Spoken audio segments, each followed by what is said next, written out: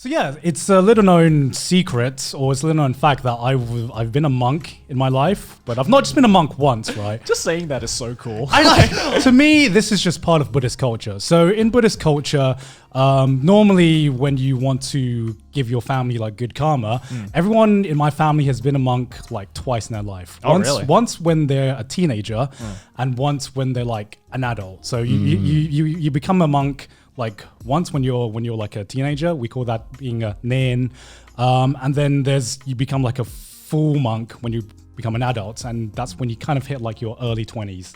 Okay.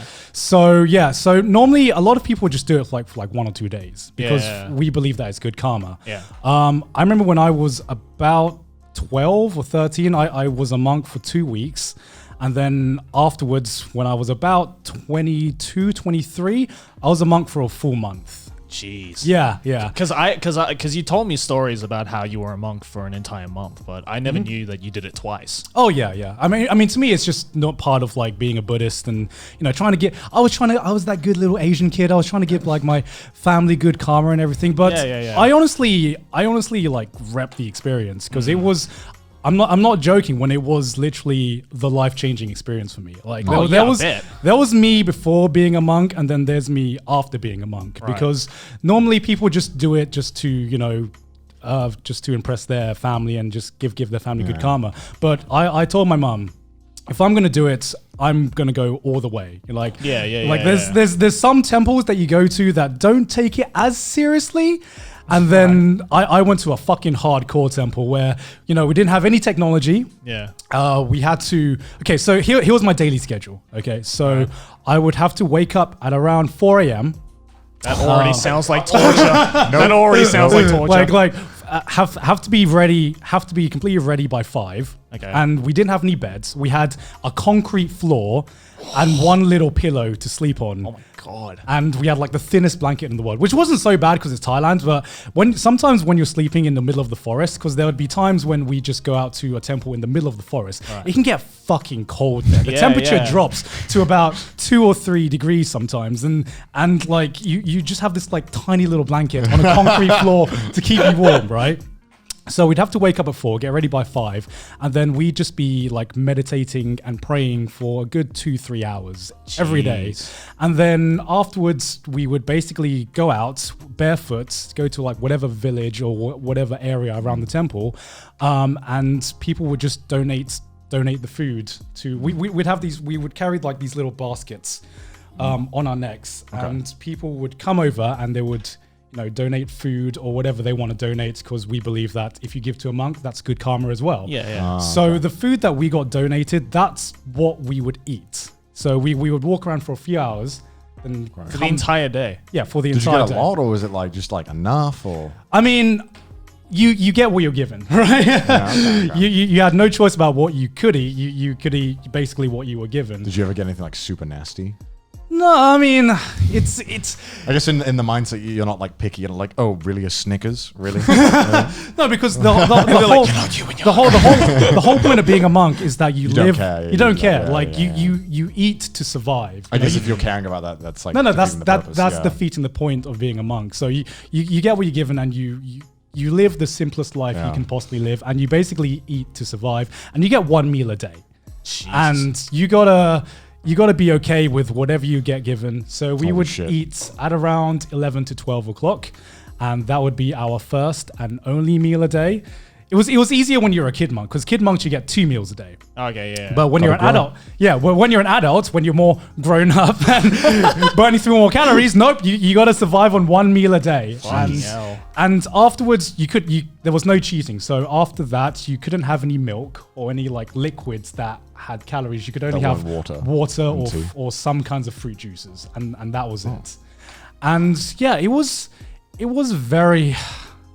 I don't know really how to describe the experience, because imagine if you just take every distraction out of your life and you just live the simplest life possible. You don't eat to enjoy your food. You don't really get the pleasures in life, but at the same time, you just kind of you're okay with everything because you have to be okay with everything. And I remember for the first week of being a monk, it's fucking hard. It is so fucking hard to reprogram your brain to not only be like, okay, how do I distract myself with my phone? How do I not check Twitter? How do I not watch YouTube videos? How do I just be okay with my own thoughts and just and it's so hard because your brain nowadays constantly looks for a distraction. Something, It constantly needs something to distract itself. And the first week, I was just you're kind of like a drug addict, right? Please, I see a tweet. Give me a tweet. I'm sitting there trying to meditate, and my mind's just going at a million miles an hour. I haven't watched TV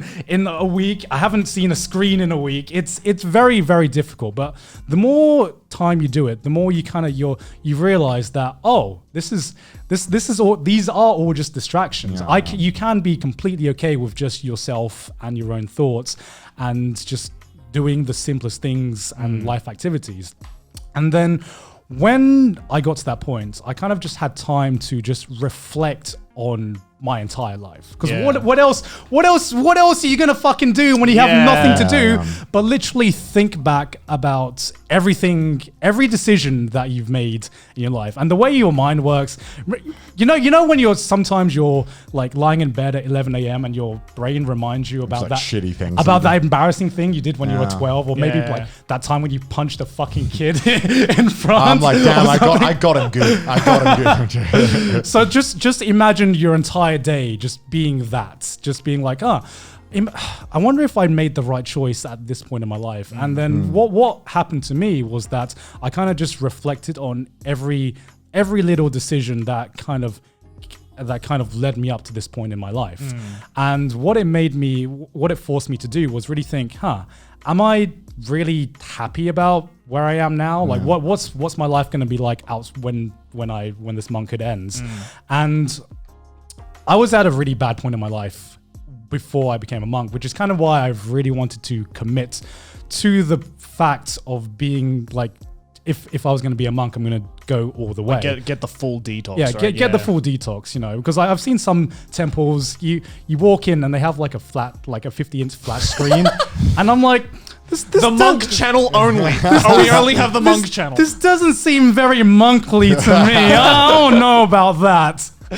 We accept PayPal donations. You turn the TV on, it's like a live stream of like a different temple and then like praying and shit. It's like, exactly. Nice content. So it forced me to just reflect on my entire life, and it forced me to really think about what I wanted to do after my monkhood had ended. So it was truly I don't want to say it was a spiritual journey, and I really just discovered myself. I think in this instance you can, because it genuinely sounds like it. It kind of was. Yeah. I don't know. That's like me when I go to the toilet without my phone. I'm like, I am free. All mankind. because people have talked to me about how they have, how they've had similar experiences when they just shut off social media and everything like that. And I'm just like, you don't even know. You don't even know. Bruh, you don't even know. Get on my level. Yeah, get on my level, bro. Like you didn't have any board games, you didn't have any cards to just play around. All you just had was just yourself, and I can't really convey how alien that is, because it was alien for me as well. There's a part of me that just envisioned, like, because as you said, the only thing you had was just yourself and your mind, right? Yeah. And all I could imagine was just Monk Garnt just sitting there and just thinking up of funny jokes and laughing out loud. I'm gonna roast these noobs when I get back. Good roast. Oh no! That totally happened as well. That's when I was a monk. That's when I thought about there's a series I want to make called Anime in Minutes.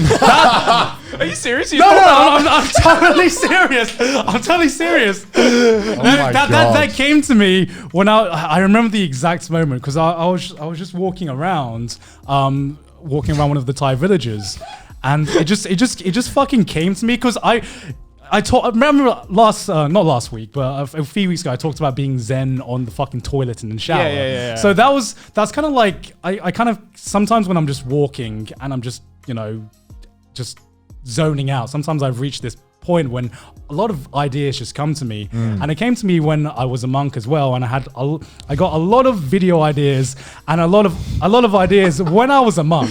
Which Eromanga Sensei. Which it was these ideas when I was a monk that have developed to me like to my comeback on YouTube where I figured out, okay, if I'm going to come back on YouTube, how I was going to come back on YouTube. Yeah. But yeah, this has been a very closely guarded secret because you wouldn't. There are some very old YouTube clips where I'm just wearing a beanie. And nobody knows why I'm just wearing a beanie. And it was because I had just finished my monkhood and I was just completely bald. Yeah. What if they just like took it in a really dark direction? It's like, oh no, the cancer treatment. Yeah. How do you like sign up to be a monk? Is it like a Facebook group? You're like, I want to be a monk. You know, like how do you just rock up? Maybe. Yeah, do you just like rock up and be like, yo, let's do it. Like, Yeah, I mean, you just turn up to whatever temple you want to They just become a accept monk at, anyone? and they're like, okay, you go to the head monk and you request to be a monk, and they ask, okay, before you become a monk, you need to make sure you have no outstanding debts. Yeah. You basically you've got to give up all material connections to the world before you can commit to becoming a monk, and you'll have like this interview where you're like, okay, if you're gonna become a monk, you got to make sure do this. You know, You know what would be a really cool idea for this channel is What? if like us three somehow went to like a temple here and just like experienced it for like a single day. Wow, our producer's already on that shit. Hey, if you guys would like to see that monk episode when? monk episode, like Garnt can be like head monk of Trash Taste and just fucking like We'd have to shave our heads. You do realize that, Jerry? shit. I just I noticed can do it that. all over again. I can baby. commit to that. Yeah. I know you can't. You got I long can't. hair. I got short hair. I can't commit to that. I'll just wear the beanie. But like, I don't really talk about it, but now that I am, I do like highly recommend that kind of experience, or just doing that kind of experience, because you don't notice how distracting life is. Like like you don't realize that as soon as you wake up, you got things to occupy your mind. Yeah. You got your job, or you got, the first thing you do is you check Twitter, or you open Arknights, and you don't know how crazy your mind can be sometimes until you literally remove every distraction, every commitment that you need to do from your daily life, and you just have nothing, because it's just a void, right? You're just giving your life a void, and because you give your life a void, it fucking changes you. I don't know. I don't know how else.